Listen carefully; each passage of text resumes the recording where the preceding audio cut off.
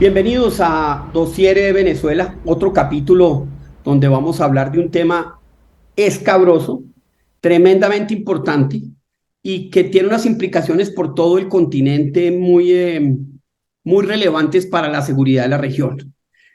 El tema tiene que ver con Irán, tiene que ver con Rusia y tenemos un experto, un analista internacional que conoce muy bien esos temas. Es director de CRIES, del Centro Regional de Investigación y Estudios Socioeconómicos, Andrei Servin Pont.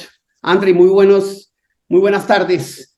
Cuéntanos, ¿cómo llegas tú a, a estudiar esos dos temas, Irán y Rusia en América Latina? Gracias por la invitación.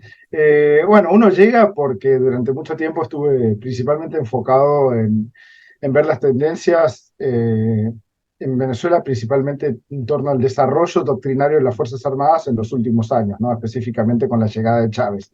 El cambio que implicó dentro de las Fuerzas Armadas y también el cambio que implicó en términos de la proyección geopolítica venezolana hacia el exterior y el realineamiento de socios estratégicos internacionales.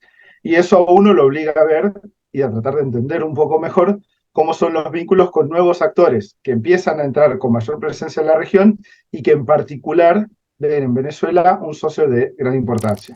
Y esto es Rusia primordialmente, pero también es China, también es Irán y varios otros países que antes quizás no tenían la misma presencia dentro de la región, y Venezuela termina funcionando como una suerte de cabecera de playa ahí en los inicios de los años 2000 para ir insertándose en la región por medio de cooperación internacional, inversiones, provisión de equipamiento militar y todo esto que termina siendo de mucha importancia eh, para aumentar las capacidades militares Sí. venezolanas, la proyección internacional y sobre todo afianzar al régimen en Venezuela. Partamos porque los actores son distintos, tienen distintos modus operandi, así se junten en actividades, en finalidades que pues Rusia, Irán es crearle un serio problema a Estados Unidos y llevarse por delante la democracia en la región. Empecemos por Rusia. ¿Cómo fue esa relación de Chávez y de Maduro con Rusia? ¿Dónde está hoy y qué peligro tiene para la región? Bueno, Rusia se posicionó muy rápidamente en Venezuela como un proveedor alternativo de equipamiento militar y también lo hizo como un inversor y un socio con cierto conocimiento para facilitar la explotación petrolera, ¿no? Todo el sector energético se ve beneficiado por esa relación ya desde los primeros años de Chávez, pero en particularmente después del paro petrolero, después del intento de golpe, el régimen venezolano empieza a ver de que tiene una fuerza armada estructurada principalmente en torno a equipamiento occidental, que progresivamente iba perdiendo el soporte técnico de los proveedores occidentales por cuestiones políticas, como los aviones de combate, todo eso, y necesita buscar nuevas fuentes de equipamiento militar. Rusia, en ese momento ya uno de los mayores proveedores de equipamiento militar del mundo, ofrece una amplia gama de soluciones a Venezuela, y Venezuela durante varios años se sostiene como uno de los mayores compradores de armas en el mundo y el mayor comprador de armas de Rusia durante varios años, ¿no? Aviones de combate, sistemas de defensa antiaérea, vehículos de combate, tanques, artillería, sistemas de lanzamiento de cohetes múltiples, fusiles de asalto, munición, fábricas de munición, fábricas de fusiles, todo esto lo terminan comprando de Rusia y termina proveyéndole una gran capacidad, por lo menos en el papel, a la Fuerza Armada. No necesariamente se termina traduciendo en capacidades reales a futuro. Pero bueno, se convierte en el gran vendedor, obviamente, se meten en el petróleo, etcétera. Eh, pero una cosa es influencia rusa en Venezuela en el año 2000 y otra es en el 2021 o 2022 con invasión a Ucrania, etcétera. ¿Cómo ha cambiado de ser, digamos, ese aliado a ser el aliado con A mayúscula en todo sentido con Venezuela y para dónde va esa relación? A ver, por un lado, el principal cambio que terminamos viendo es de que en esta evolución de la relación entre los dos países, para Rusia, Venezuela es una relación particularmente ventajosa, porque no solo gasta mucha plata comprándole equipamiento militar, lo cual es una ventaja para la economía rusa. También es un lugar para sus propias inversiones, en términos de un sector que consideran de valor estratégico los rusos, que es el energético, pero a un muy bajo costo, porque no es que Rusia necesita establecer una base de operaciones y mantenerla tan lejos de sus fronteras, porque lo que cuenta ya es con un socio dispuesto a establecer ese vínculo de cooperación muy cercana, ¿no? Entonces, la evolución de la relación entre los dos países va encaminada por ese lado, principalmente ventajosa para Rusia en términos estratégicos, además de comerciales. Con la guerra en Ucrania eso igual genera algunos problemas, ¿no? Sobre todo porque Rusia termina reenfocando parte de sus prioridades hacia el teatro de operaciones ucraniano e incluso genera algunas situaciones incómodas para el régimen venezolano en un momento que necesitaba mucho apoyo. Recordemos que desde principios de 2021 vienen con una situación muy complicada en toda la frontera con Colombia, con ciertos grupos armados que operan en esa región, y en los cuales Rusia estaba proveyendo de mucha asistencia técnica muy importante para llevar a cabo operaciones militares en esa zona. Viene la guerra y obviamente pues Venezuela dice yo apoyo a Rusia, etcétera. Viene esa disminución de capacidad técnica de cierta manera, pero también viene el nuevo interés de Rusia a decir, bueno, tenemos el problema de Ucrania, pero necesito enredarle la vida a Estados Unidos en América Latina. ¿Cómo ves tú digamos, esa apuesta estratégica de Rusia en América Latina para crearle problemas a Estados Unidos como lo hicieron con Cuba durante la Guerra Fría? Mucho Sí más que, actividad que ves. a ver, es lo que siguen haciendo, pero es parte de una estrategia sostenida previa al conflicto, que no sé si el conflicto termina implicando algún cambio drástico en la estrategia rusa hacia la región, ¿no? O sea, la importancia era mantener esa presencia y esos vínculos con algunos regímenes en particulares, no solo venezolano, también recordemos que está Nicaragua y que está Cuba, como bien mencionaba.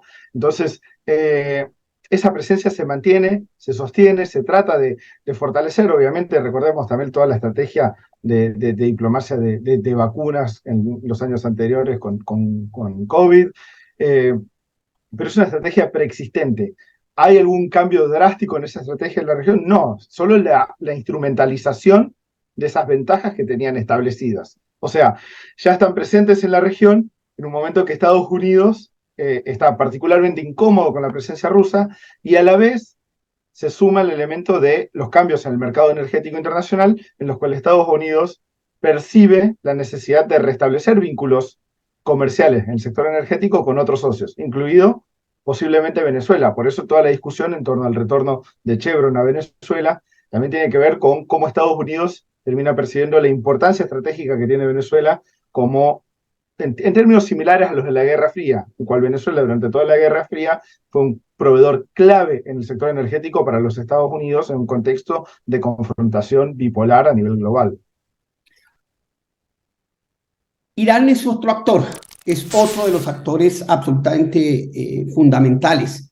Un actor un tanto desconocido y que tiene, digamos, dos patas. Tiene una que es Hezbollah, que es un instrumento de ellos mucho más orientado hacia las colonias libanesas. Y con la crisis del Líbano, yo creo que vamos a ver mucho libanés emigrando, que no sabremos cuál es su verdadera afiliación frente a la democracia, etcétera. Y el otro es Irán, Irán ya como Estado y ¿cómo es esa relación de Irán con Venezuela, de Hezbollah con Venezuela?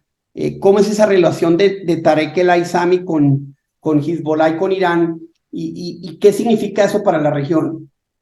Primero, yo diría que más que Hezbollah tiene que ver con toda la estructura del Quds, ¿no? Recordemos que las fuerzas militares en Irán están divididos en dos. Entonces, vos tenés las Fuerzas Armadas regulares iraníes, cuyo rol principal es la protección de Irán, del Estado iraní, y después tenés toda la estructura de Quds, digamos, de toda la estructura paralela a la Guardia Revolucionaria, cuya principal orientación es la protección de la revolución, del régimen en sí, ¿no?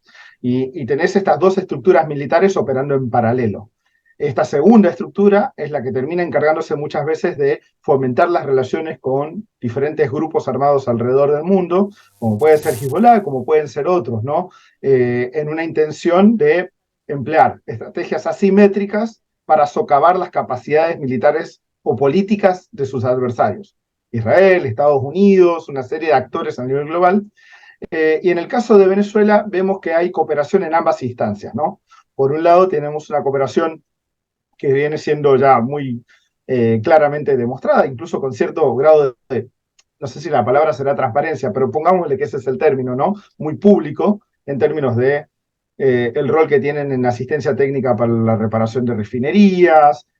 Han habido acuerdos formales desde el 2006 en la provisión de equipamiento militar, como fue el que se firmó específicamente para la provisión de drones iraníes en aquel momento, que son operados hasta el día de hoy por la aviación militar bolivariana. La provisión de vehículos, todos estos elementos que son parte de una relación formal entre los dos países, ¿no? Pero por otro lado, toda la estructura más irregular vinculada con estas capacidades asimétricas, que son aquellas que tienen que ver con, por ejemplo, el establecimiento de una empresa privada en Venezuela encargada de mantenimiento de aeronaves y a la vez de llevar a cabo el programa de drones venezolano con asistencia iraní. O la creación de la famosa empresa Entrasur, que ahora su único avión, un 747 ex iraní, hoy en día está varado en Ezeiza, después de un escándalo internacional, en el cual se denota una transferencia de conocimiento sobre cómo utilizar estas estructuras civiles de comercio internacional para poder operar con relativa impunidad y a la vez financiar ciertas actividades, por lo menos en el mercado gris, sino en el negro. Esta aerolínea que acabó, pues que generó todo este escándalo en Argentina y que pues paralizó este 747, ¿por qué no nos cuentas cómo es esa figura? ¿Qué es lo que qué es lo que Irán y Venezuela están haciendo ahí? Bueno, vamos a Irán primero. Irán tiene una serie de aerolíneas, en particular la más conocida es Mahan, también está Kashem. Son aerolíneas civiles, o sea, están registradas como tal para transporte aéreo, pero que operan con el financiamiento, el control y a favor de los intereses de la Guardia Revolucionaria, ¿no? Entonces, en Medio Oriente, muchas de estas aerolíneas lo que terminan haciéndose cargo es de transporte de armas a grupos terroristas o algunos otros socios en la región, o transporte de forma lucrativa para financiar actividades de algunos de estos grupos en la región. Entonces, termina siendo como una suerte de fuerza aérea paralela que da un rédito económico necesario para sustentar operaciones y a la vez un apoyo directo logístico a grupos asociados con Irán. ¿Qué hace Irán? Le muestra, Venezuela empieza a tener serias dificultades a mantener capacidades de transporte estratégico, o sea, proyectarse en largas distancias en términos de transporte. Irán le muestra a Venezuela cómo sobreponerse a ese problema. E incluso la aeronave, el 747 que termina adquiriendo Venezuela, es vendido por Irán y proviene, y cuando llega a Argentina estaba siendo operado por una tripulación iraní con un piloto, parte de estas estructuras de Kashem y de Mahan que operan en Irán este tipo de vuelos. Entonces ahí es un muy claro ejemplo en el cual Irán le mostró a Venezuela cómo utilizar estas herramientas para favorecerse y establecer capacidades similares, obviamente más limitadas, ¿no? ¿Quién maneja esta relación con Irán y con las otras estructuras? ¿Cómo funciona eso dentro del gobierno venezolano? Ahí yo creo que es un poquito más complicado, siempre hay algunos nombres que saltan por un lado o por el otro. Me parece que hoy en día está bastante asentada la presencia iraní en múltiples espacios, lo cual no significa que tengamos a una sola persona dominando o controlando las relaciones entre ambos países, ¿no? Y esto tiene que ver con que los iraníes están proveyendo una serie de servicios en múltiples áreas que son vistas como beneficiosas por múltiples actores políticos dentro de Venezuela, y para Irán son particularmente ventajosas desde el punto de vista del rédito económico que logran sacar, ¿no? Entonces, previamente estaba mencionando lo que tiene que ver con el restablecimiento de las capacidades de refinería en Venezuela, lo cual se hace con un know-how que es iraní y a la vez con equipamiento que viene desde China. Tenemos toda la cooperación en el ámbito militar, que es particularmente importante, todo un programa de drones que es de mucho interés, pero también va más allá, se han ido adquiriendo otros sistemas que le han ido permitiendo a la Fuerza Armada ir experimentando con otras tecnologías que les son más accesibles.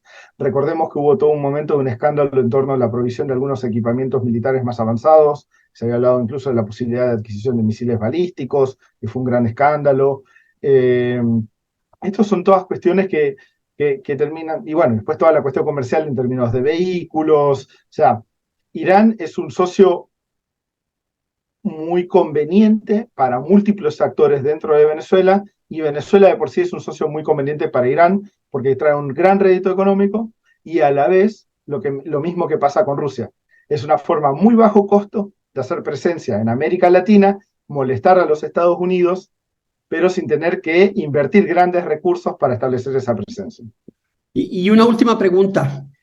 Esos barcos iraníes que atracaron en Brasil, eh, ¿qué significado tienen? Uno de ellos, pues, era ya un barco sofisticado de guerra. ¿Qué hace Irán en Brasil o qué hacen esos barcos allí?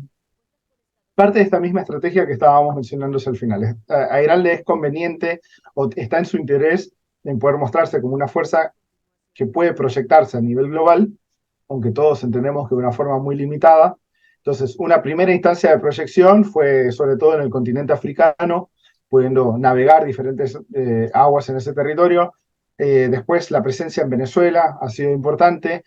Estos dos buques atravesando cada vez más mares, o sea, las autoridades iraníes son muy claras. Eventualmente vamos a haber navegado todos los mares y vamos a tener presencia en todos, ¿no? Eso es lo que ellos mismos dicen. Y la idea es esto, ¿no? Que la capacidad de proyección de Irán es mucho, la tratan de mostrar como mucho mayor de lo que realmente es, en este intento de ir nuevamente corroyendo o por lo menos socavando ciertas capacidades políticas de los Estados Unidos, o por lo menos decirles, nosotros tenemos esta capacidad de proyección.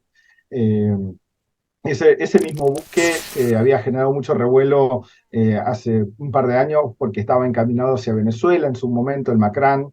eh, Al final tuvo que dar la vuelta por un incendio que hubo en otro buque importante de la Armada iraní, no pudo completar ese viaje, pero aparte es el Macrán y ese tipo de plataformas que utiliza Irán son muy útiles, sobre todo en dar soporte a sus socios. Entonces, este tipo de plataformas polivalentes las usa mucho, por ejemplo, en dar aporte a socios en Yemen, y así como en otros teatros de operaciones. Entonces, es un mensaje político sobre todo porque en términos de capacidades militares reales no significan demasiado. ¿Qué otro país está empezando a tener o qué otro país crees tú va a tener colaboración militar con Irán en el corto plazo? ¿Hay algún otro país que tú veas que va a pasar algo similar a lo que pasó con Irán y Venezuela? Yo creo que la mayoría de los países de la región perciben un poco como una relación posiblemente tóxica la relación con Irán en materia de cooperación militar por todas las sensibilidades que implica ello, ¿no? Lo que no quita que obviamente pueda ser de interés. Me imagino que un Nicaragua el día de mañana podría tener algún interés, o algunos otros países. No sé si está en interés inmediato de Irán en buscar nuevos socios militares en la región, porque ya buena parte de su demanda está siendo tomada por las adquisiciones rusas de equipamiento militar, ¿no? Ahí tienen el mejor cliente que podrían haber encontrado es Rusia, están posicionando muchos productos ahí, y buena parte de su capacidad productiva hoy está concentrada en en recuperar capacidades en Irán por la venta de ese equipamiento y seguir produciendo para proveer a Rusia, y también instalar esas capacidades productivas a través de transferencia de tecnología y know-how a Rusia. Entonces, quizás no es el momento indicado para que Irán busque nuevos socios militares en la región, pero que sí sostenga y siga fortaleciendo sus vínculos con Venezuela. André, muchas gracias. Muchas gracias por toda esa información y todo ese conocimiento. Por favor, ha sido un placer. Gracias por la invitación. Vale. Sandra y Servín, acá en Dossier Venezuela, hablando de Rusia y hablando de Irán y sus implicaciones en el continente.